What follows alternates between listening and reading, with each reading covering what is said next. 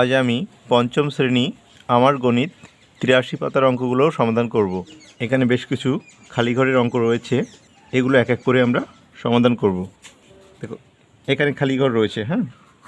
এখানে লক্ষ্য করো প্রত্যেকটা জায়গায় কিন্তু এই দুয়ের পাশ কমন রয়েছে।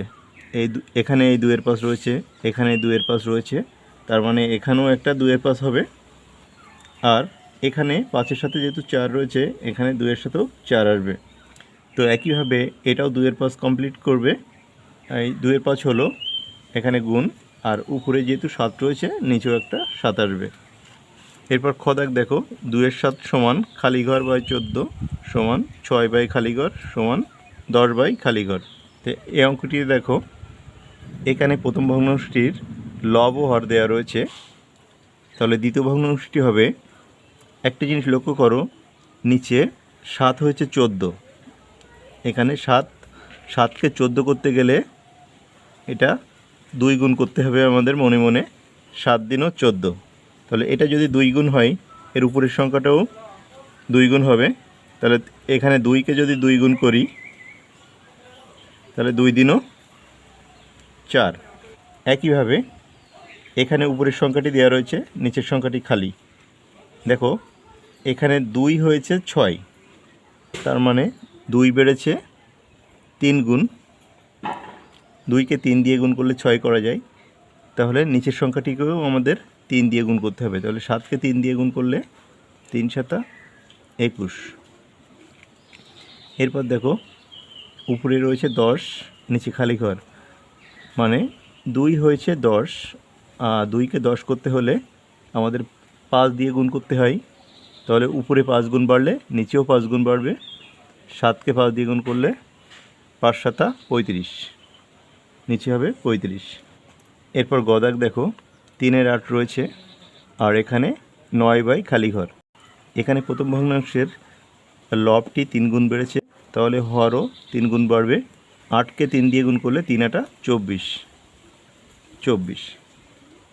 দ্বিতীয় ভগ্নাংশটি দেখো 8 হয়েছে 32, তার মানে 4 গুণ বেড়েছে, তাহলে উপরে লবও 4 গুণ বাড়বে। 3কে 4 দিয়ে গুণ করলে 3 4 12। এবার দেখো লব দেওয়া রয়েছে, হর নাই। 3 হয়েছে 18, তার মানে 3 বেড়েছে 6 গুণ, 3 6 18, তাহলে হরটাকেও 6 গুণ বাড়াতে হবে। 8-এর সাথে যদি আমরা 6 গুণ করি 6 8 48, 6 8 48। এবার শেষেরটি দেখো এখানে 8কে বাড়িয়ে লেখা হয়েছে 64, তার মানে 8 বেড়েছে 8 গুণ।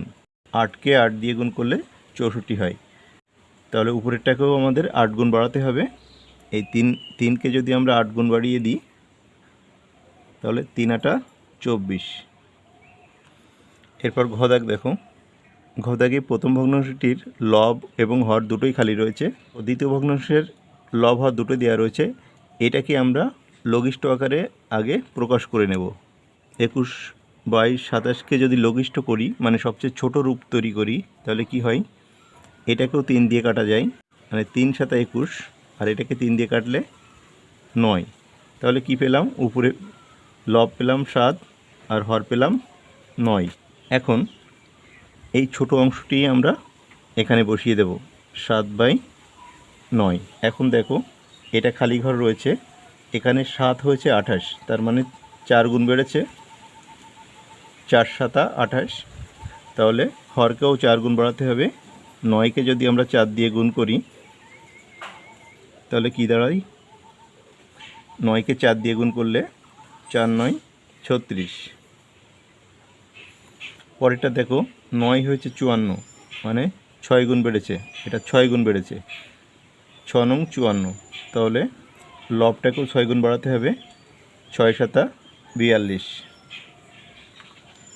তারপরেরটা দেখো লব রয়েছে 56, 7 হয়েছে 56, তার মানে 8 গুণ বেড়েছে, 7 8 56, তাহলে হরটাকেও 8 গুণ বাড়াতে হবে, তাহলে দাঁড়াচ্ছে 8 9 72।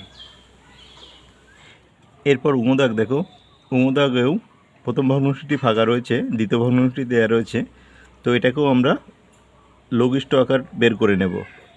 24/33কে যদি আমরা লঘিষ্ঠ করি, এই দুটি সংখ্যাই 3 দ্বারা বিভাজ্য। 24কে 3 দিয়ে কাটলে 3 8 24, আর 33কে 3 দিয়ে কাটলে 3 11 33। তাহলে কি পেলাম আমরা? লঘিষ্ঠ রূপ 8-এর 11।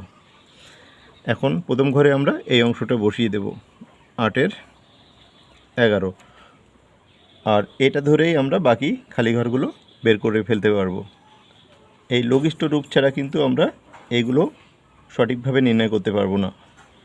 এখন দেখো 8 হয়েছে 40, তার মানে এটা বেড়েছে 5 গুণ, 5 8 40, তাহলে হরটাকেও 5 গুণ বাড়াতে হবে। 11কে 5 দিয়ে গুণ করলে 5 11 55। এরপর নিচে রয়েছে 66, 11 হয়েছে 66, তার মানে 6 11 66, এটা বেড়েছে 6 গুণ, তাহলে লবটাকেও 6 গুণ বাড়াতে হবে। 8কে 6 দিয়ে গুণ করলে 6টা 48। তারপর শেষের ভগ্নাংশটি দেখো, 8 হয়েছে 64, তার মানে 8 গুণ বেড়েছে, তাহলে হরটাকেও আমাদের 8 গুণ বাড়াতে হবে। 11কে 8 দিয়ে গুণ করলে 8 11 88। এরপর দাগ, 11/12 রয়েছে এখানে, 33 খালিঘর, তো 11 হয়েছে 33, মানে 3 গুণ বেড়েছে, 3 11 33, তাহলে হরটাকেও 3 গুণ বাড়িয়ে দাও, 3 12 36। এখন এটা দেখো 60 দেওয়া রয়েছে, 12 হয়েছে 60, মানে 5 গুণ বেড়েছে, 5 12 60, তাহলে লবটাকেও 5 গুণ বাড়াতে হবে, 5 11 55। এরপরে এখানে লবটা রয়েছে 88, 11 হয়েছে 88, তার মানে 8 গুণ বেড়েছে, তো হরটাকেও 8 গুণ বাড়িয়ে দাও, 8 12 96। আর 6 দাগ দেখো, 21/36 রয়েছে এখানে, তো এই ভগ্নাংশটিকে আমরা আগে লঘিষ্ঠ আকার বের করে নেব। 21/36কে যদি লঘিষ্ঠ করি আমরা, এই দুটি সংখ্যাও 3 দ্বারা বিভাজ্য। 21কে 3 দিয়ে কাটলে 7, আর 36কে 3 দিয়ে কাটলে 3 12 36 12। তাহলে কি পেলাম? এখানে লঘিষ্ঠ ভগ্নাংশটি পেলাম 7/12। তাহলে প্রথম খালিঘরটি আমরা লিখব 7/12। এখন এই দুটো আমরা সহজেই বের করে ফেলতে পারবো। 7 হয়েছে 35, মানে 5 গুণ বেড়েছে, 5 7 35, এটাকে যদি 5 গুণ বাড়ি তাহলে 5 12 60। এরপর দেখো 12 হয়েছে 84, কয় গুণ বেড়েছে?